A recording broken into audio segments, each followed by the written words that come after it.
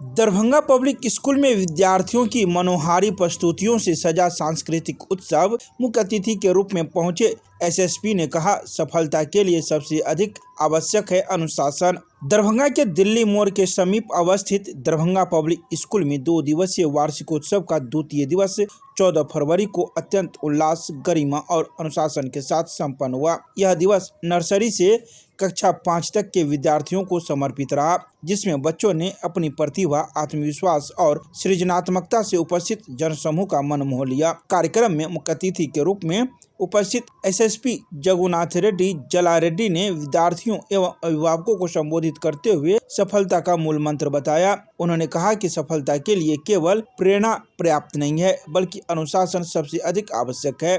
प्रेरणा क्षणिक होती है, जबकि अनुशासन एक दीर्घकालिक, सूक्ष्म और कठोर प्रक्रिया है, जो निरंतर अभ्यास और पुनरावृत्ति की मांग करती है। उन्होंने विद्यार्थियों को समझाया कि जीवन में ऊंचाइयों तक पहुंचने के लिए नियमितता और सतत प्रयास अनिवार्य है। साथ ही अभिभावकों से आग्रह किया कि वे अपने बच्चों की शैक्षिक एवं नैतिक यात्रा में सक्रिय भागीदारी बने और निरंतर उनका उत्साहवर्धन करे। तो वहीं प्राचार्य डॉक्टर M.K. मिश्रा ने अपने संबोधन में कहा कि वार्षिकोत्सव केवल मनोरंजन का मंच नहीं, बल्कि बच्चों की छिपी प्रतिभाओं को पहचान देने का अवसर है। विद्यालय प्रबंधन की ओर से डॉक्टर विशाल गौरव ने विद्यार्थियों एवं विद्यालय की वार्षिक उपलब्धियों से संबंधित विस्तृत वार्षिक प्रतिवेदन प्रस्तुत किया। तो वहीं इस अवसर पर दरभंगा सिविल सोसाइटी के अध्यक्ष अनिल सिंह एवं सचिव अमरनाथ सिंह, प्रबंधन सदस्य Sugandha Chaudhary, doctor Anmola Kumari Jha, doctor Ramanji Chaudhary, Darbhanga junior public school की प्राचार्य शालिनी कुमारी,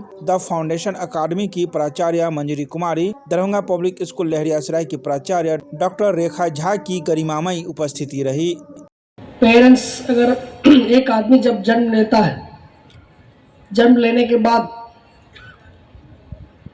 उसको गाइड कौन करता है? पहले तो पेरेंट्स करते हैं। स्कूल तो अपना जिम्मेदारी निभाता है, या गवर्नमेंट स्कूल हो या प्राइवेट स्कूल हो।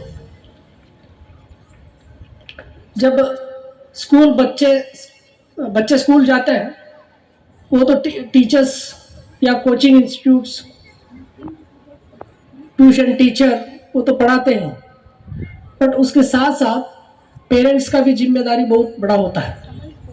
जैसा मेरे अगर देखिएगा, ठीक है, हमारा माता पिता ने हमको, जैसा आज के डेट में जो माता पिता बैठ के पढ़ाते हैं उतना तो पढ़ाए नहीं है, बट एक बताने का तरीका होता है, एक बोलने का तरीका होता है। जैसा हमारे पेरेंट्स, हमें माँ अगर देखिएगा तो हमेशा सपोर्ट करती थी। रात में हम 1 बजे, 11 बजे, 12 बजे पढ़ रहे हैं, तो कभी रात में उठेंगे तो जरूर पूछती थी कि चाय चाहिए आपको, चाय पीना है, ठीक है। ये आपके अंदर भी होना चाहिए। ऐसा नहीं कि बच्चे पढ़ रहा है तो हम भी सो गए हैं, सुबह सीधा उठ गए हैं।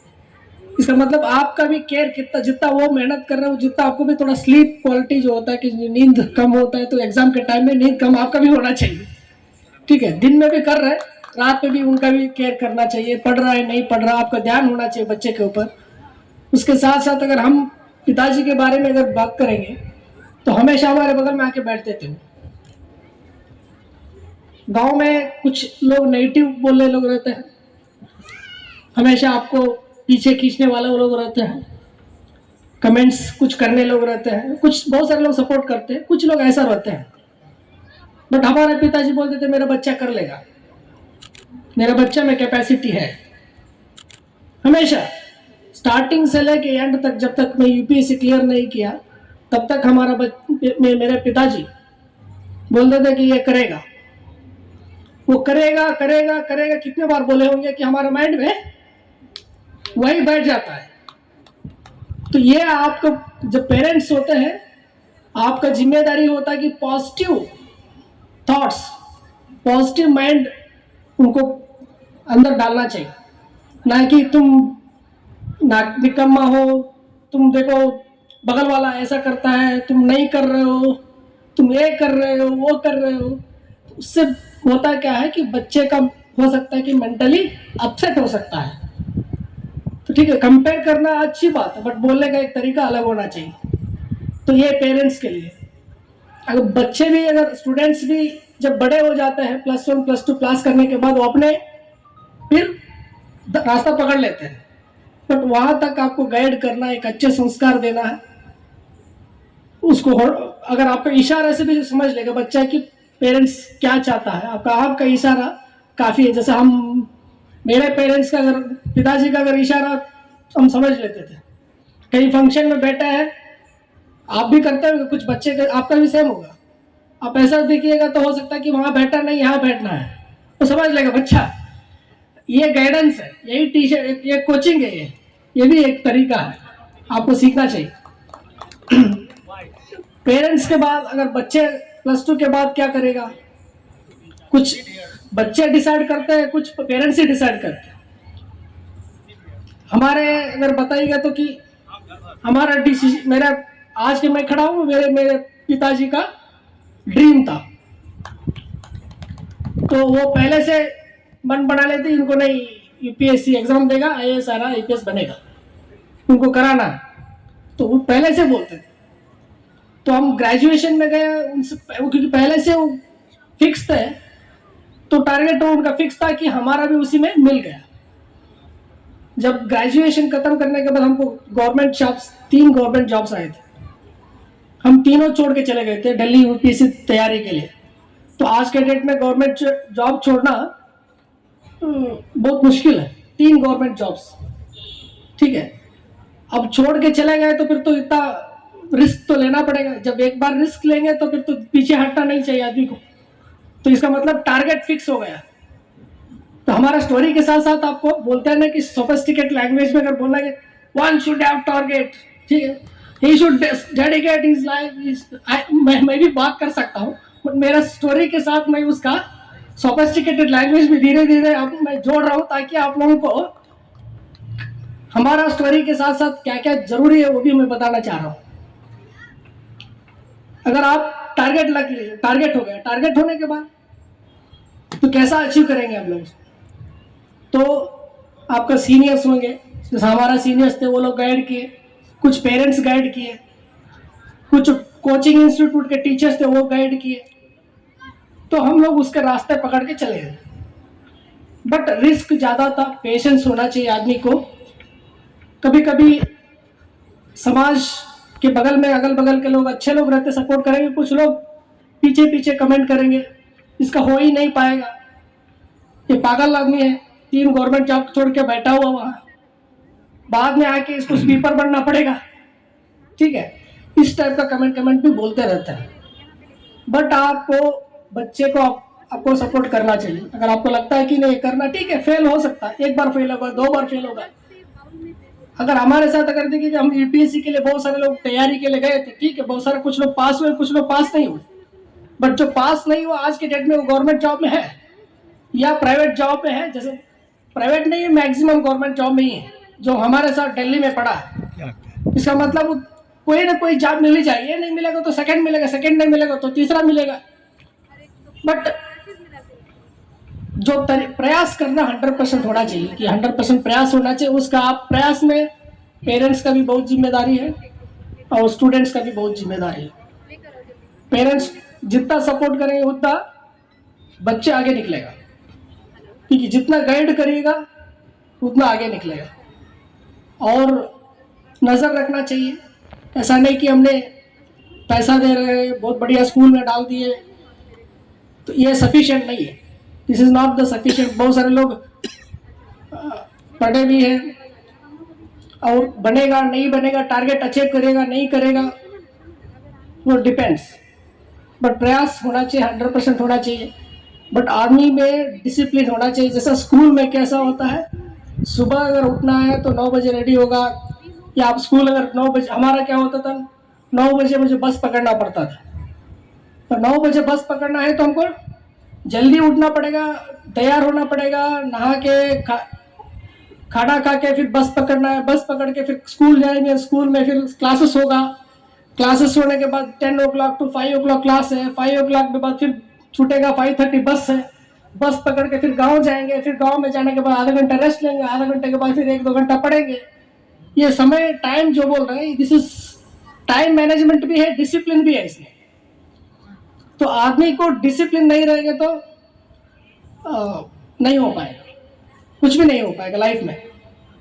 डिसिप्लिन मस्ट है। डिसिप्लिन का मतलब क्या है? Day to day activity.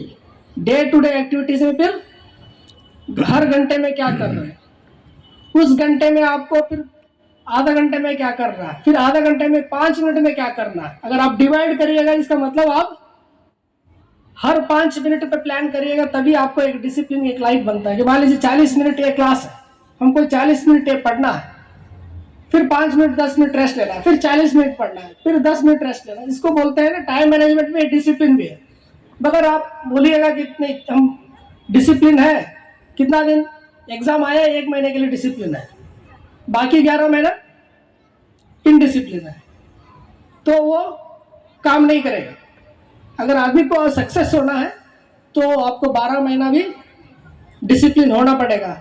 अगर रेस्ट लेना है तो हाँ, आप मान लीजिए संडे रेस्ट ले सकते हैं, या संडे हाफ डे ले सकते हैं रेस्ट, या फुल डे रेस्ट ले सकते हैं कैपेसिटी के हिसाब से। अच्छा बच्चा अगर ज़्यादा स्मार्ट है तो वो फुल डे रेस्ट ले सकता है। थोड़ा मान लीजिए IQ कम है, थोड़ा कुछ कम ग्रैस्प करता है, तो वो आधा दिन का रेस्ट ले सकता है। बट ये आपको डिसिप्लिन, टाइम मैनेजमेंट बहुत इंपॉर्टेंट है लाइफ में। ये आपको भी, पेरेंट्स के लिए भी और स्टूडेंट्स के लिए भी। जैसे हम अभी भी हम लोग अगर जॉब कर रहे हैं तो हम लोग भी 11 बजे 12 बजे कभी कभी सोते हैं, और कभी कभी रात में उठना पड़ता है। कुछ ऐसा घटना हुआ कि रात में निकलना पड़ा, 1 बजे निकला, 2 बजे निकला, 4 बजे निकला, फिर उसके साथ साथ फिर आपको नेक्स्ट डे भी उसको फॉलो करना पड़ेगा। अगर एक दिन अगर हम छोड़ देंगे तो मेरा टेबल पे बंडल आता है फाइल करने के लिए, तो डबल हो जाएगा नेक्स्ट डे। अगर आप उसको उसी दिन नहीं क्लियर करिएगा तो नेक्स्ट डे के लिए बर्डन ज़्यादा होगा, नेक्स्ट डे के लिए ज़्यादा होगा। अगर हम लोग साइन ही नहीं करेंगे फाइल को तो काम नहीं हो पाएगा जिला में, बेहतर पुलिसिंग नहीं मिलेगा, केस में इन्वेस्टिगेशन में लेट हो जाएगा, पब्लिक एक्सपेक्टेशन जो है वो हम लोग उसको मीट नहीं कर पाएंगे। तो इस टाइप का अगर ये हमारा पुलिस डिपार्टमेंट का जो अभी हमारा जॉब है उसमें अगर बताएंगे तो साइंस स्टूडेंट का भी सेम है। तो अगर एग्ज़ाम, अगर मान लीजिए लास्ट फाइनल ईयर एग्ज़ाम देना है फरवरी में, तो उनको तैयारी फर्स्ट डे से ही करना है। बुक्स मिल गया, पर डे 2-2 घंटा पढ़ना पड़ेगा मिनिमम। अभी तो हमारे टाइम तो 1 घंटा 2 घंटा काफ़ी था। मैट्रिक में 80% 85% मीन्स उस टाइम बहुत था, ठीक है। हमारे टाइम पे देखिएगा तो 90% मान लीजिए ना, 88-90% मैट्रिक में बहुत था मेरे टाइम। अब तो 99 98, अब वो भी कम लगता है कि 99 हो गए तो 90, वो भी संतुष्ट नहीं है, 100 आना चाहिए, ठीक है। बट ये मार्क्स देखिए क्या होता है, मार्क्स के पीछे नहीं पड़ना है। मार्क्स 1 साल कम आ सकता है, 1 साल ज़्यादा आ सकता है, फर्स्ट आ सकते हैं, सेकेंड आ सकते हैं, अलग बात है। बट आदमी को smart reading, analytical skill, fast grasping होना चाहिए। उसके साथ साथ डिसिप्लिन बहुत इंपॉर्टेंट है। कितना भी स्मार्ट रहे, डिसिप्लिन नहीं रहेगा तो बच्चा आगे नहीं। कितना भी स्मार्ट रहे, आप बोलते रहे कि मेरा बच्चा बहुत स्मार्ट है, आप बताइएगा भी इसको 1 मिनट में आप कुछ बोलिएगा तो ये पूरा बोल देगा वापस, ठीक है, वो बोल देगा वापस। क्या सब बोल, अब उसी टाइप का स्कूल में इतना सारे बुक्स है, इतने सारे सब्जेक्ट्स, क्या सारे सब्जेक्ट्स को ग्रास्प कर रहा है, सारे चीज को याद कर रहा है, सारे चीज को वो एग्जाम में लिख पा रहा है, वो भी इंपॉर्टेंट है। स्मार्ट मीन्स ठीक है, मैथ्स में स्मार्ट है, साइंस में स्मार्ट है, बट बाकी में भी स्मार्ट है क्या, बाकी सब्जेक्ट्स में। इसका मतलब ओवरऑल पर्सनालिटी चाहिए। उसके साथ साथ ठीक है, पढ़ाई में तो बेस्ट है, उसके साथ क्या बोलने में बेस्ट है। बहुत सारे बच्चे बड़े पढ़ने में बहुत एक्सेलेंट होते हैं, बट बेचारा वो इंफीरियरिटी कॉम्प्लेक्स की वजह से ग्रो नहीं हो पाता है, वो बोल नहीं पाता है। आज दरभंगा पब्लिक स्कूल के 2 दिवसीय वार्षिक उत्सव का दूसरा दिन है, और हमारे यहाँ आज मुख्य अतिथि के रूप में दरभंगा के एसएसपी श्री जगन्नाथ रेड्डी सर हमारे यहाँ आए थे, और उन्होंने बच्चों को बहुत ही इंस्पिरेशनल बातें बताईं। और जो एक बात जो उन्होंने शुरू से लेकर के अंत तक अपनी स्पीच में, मुझे लगता है कि वो एज ए न्यूक्लियस वो बात थी और उसी के इर्द गिर्द उनका पूरा स्पीच था, वो था डिसिप्लिन। यानी उन्होंने कहा कि किसी भी कामयाबी के लिए सबसे आवश्यक जो एलिमेंट है वो हमेशा उसका अनुशासन होगा। और बहुत ही अच्छा उन्होंने उदाहरण दिया। उन्होंने कहा कि जैसे मैं अभी बोल रहा हूँ, आप लोग हमारा वीडियो बना रहे हैं, हो सकता है कि 5 मिनट के तक, 10 मिनट तक या कुछ दिन तक आपको ये इंस्पिरेशन मिले इससे, लेकिन लॉन्ग टर्म में सस्टेन करने के लिए आपको केवल एक ही चीज़ कामयाब बना सकती है और वो है अनुशासन। और अनुशासन जो है वो बड़ा ही एक आप समझ सकते हैं कि वो बड़ा ही टफ चीज़ है। यानी ऐसा नहीं है कि अनुशासन को फॉलो करना बहुत इजी है। दूसरी बात उन्होंने जो कही वो ये कही कि जो पेरेंट्स हैं उनको भी बच्चों पे अपनी नज़र रखनी चाहिए। और तीसरा उन्होंने कहा कि जो पेरेंट्स हैं उनको हमेशा अपने बच्चों को मोटिवेट करना चाहिए पॉजिटिवली, यानी उसको एनकरेज करने का प्रयास करना चाहिए। आज हमारे यहाँ जो कार्यक्रम है उसमें नर्सरी से क्लास 5 तक के बच्चों के लिए अलग अलग सांस्कृतिक प्रोग्राम्स प्रस्तुत कर रहे हैं। और 13 फरवरी को यानी कल जो हमारे यहाँ कार्यक्रम हुआ था उसमें हमारे यहाँ क्लास 6 से क्लास 12 के बच्चों ने अपना जो परफॉर्मेंस था वो दिया था। और इन छोटे बच्चों ने भी बेसिकली वो 4 विधा को ही फॉलो किया है जो सीनियर क्लासेस ने फॉलो किया था। यानी कि डांस है, इसके अंदर म्यूज़िक है, ड्रामा है और इनोवेशन इन नवाचार है। तो हर एक प्रोग्राम के पीछे हम लोगों ने कोशिश की है कि कोई ना कोई एक थीम हो, यानी एक मैसेज हो जो समाज को जाए और उससे कहीं ना कहीं कोई केवल एंटरटेनमेंट ना हो, एंटरटेनमेंट के साथ साथ कुछ उसके एजुकेशन या एक सामाजिक उसका एक रेलेवेंस हो। इस तरह की चीज़ों को हमने तैयार करने की कोशिश की है। सर, यशस्वी महोदय जिस प्रकार अभी के दौर में अब बहुत कम ही जगह देखने को मिल रहा है, उनका क्या कुछ ऐसा थीम था जिस पर उन्होंने इस बात कही? मुझे लगता है कि जो वो हर दिन अनुभव करते होंगे as captain of the entire law and administration Darbhanga, उस अनुभव के आधार पे वो कह रहे होंगे। क्योंकि मुझे लगता है कि जब वो क्राइम फाइल्स देखते होंगे या जब वो हर एक दिन उनके पास जो रिपोर्ट्स आती होगी, और हो सकता है कि मेरे पास कोई आंकड़ा नहीं है, लेकिन कहीं ना कहीं जो मैं एज एन इंडिविजुअल या एजुकेटर ऑब्जर्व कर रहा हूँ समाज में कि एवरेज एज ऑफ क्राइम गिरता जा रहा है। यानी अब कोई अगर 16 साल या 17 साल का बच्चा है या जो एडल्ट नहीं हुआ है, ये दावे के साथ समाज नहीं कह सकता है कि वो क्राइम नहीं कर सकता है, ठीक है, जो कि संख्या में मेरे ख्याल से पिछले 8, 10, 12, 15 सालों में बहुत ज़्यादा बढ़ गई है। पहले जुवेनाइल क्राइम पहले भी था, लेकिन कहीं ना कहीं जुवेनाइल क्राइम या जो नॉन एडल्ट्स का क्राइम है उसकी संख्या बढ़ रही है। और चूंकि ये नॉन एडल्ट्स जो हैं वो स्कूल से डायरेक्ट सरोकार रखते हैं, क्योंकि चांस बहुत ज़्यादा है कि अगर कोई 14, 13, 15 साल का लड़का या कोई छात्र किसी तरह के आपराधिक गतिविधि में लिप्त है तो किसी न किसी स्कूल से जुड़ा हुआ होगा वो। तो इसीलिए स्कूलों की रिस्पॉन्सिबिलिटी बहुत बढ़ रही है। और कहीं ना कहीं जो एसएसपी साहब ने कहा उसके पीछे ये डायरेक्ट या इनडायरेक्ट मैसेज देना चाहते हों कि इस तरह के चीज़ों के लिए स्कूलों को भी बहुत कमर कसनी होगी, क्योंकि अगर अनुशासन को हर एक स्तर पर नहीं इम्प्लीमेंट किया जाए प्रॉपरली तो जो समाज की स्थिति है वो दिन ब दिन और बदतर होती चली जाएगी। सर, आपका बड़ा चूँकि ये एक रिक्रिएशनल प्रोग्राम है, एजुकेशन प्रोग्राम है, इसमें विनर शब्द का शायद मैं इस्तेमाल नहीं करना चाहूँगा। मुझे लगता है हर बच्चा जो स्टेज पर आज है वो अपने आप में एक विनर है, क्योंकि एक ऑडियंस से उठ करके और स्टेज तक पहुंचने की जो दूरी होती है वो देखने में 10 मीटर की लगती है, उसको तय करने में कई बार सालों लग जाते हैं। तो इसीलिए ये दूरी को केवल हम लोग मीटर में या इसको हम लोग जो हैं फीट में नहीं मेजर कर सकते हैं। इस दूरी को हम लोगों को इमोशनल स्तर पर देखना पड़ेगा। और इसलिए हर वो बच्चा, हर वो टीचर जो इससे इन्वॉल्व हैं, हर वो गार्जियन जो इससे इन्वॉल्व हैं, मुझे लगता है कि वो सब मुबारकबाद के पात्र हैं और उन सबको बहुत बहुत बधाई। के अंदर हम लोग अभी 3 स्कूल रन कर रहे हैं। दरभंगा पब्लिक स्कूल जो दिल्ली मोड में CBSE का है, दूसरा दरभंगा जूनियर पब्लिक स्कूल जो ICSE का है रामबाग में, तीसरा द फाउंडेशन एकेडमी जो CBSE का ही है और हम लोग का रामबाग में ही चलता है। इसी सिलसिले में, इसी कड़ी में जो चौथा स्कूल हम लोग स्टार्ट कर रहे हैं अप्रैल से, वो है दरभंगा पब्लिक स्कूल लहरियासराय जो कि बंगाली टोला में अवस्थित है। उसके लिए जो एडमिशन्स हैं वो ऑलरेडी स्टार्ट हो चुका है और अप्रैल में उसका सेशन स्टार्ट हो जाएगा। वो स्कूल हम लोगों ने CBSE करिकुलम रखा है और उसमें हम लोग नर्सरी से लेकर के क्लास 5 तक के बच्चों को एडमिशन्स दे रहे हैं।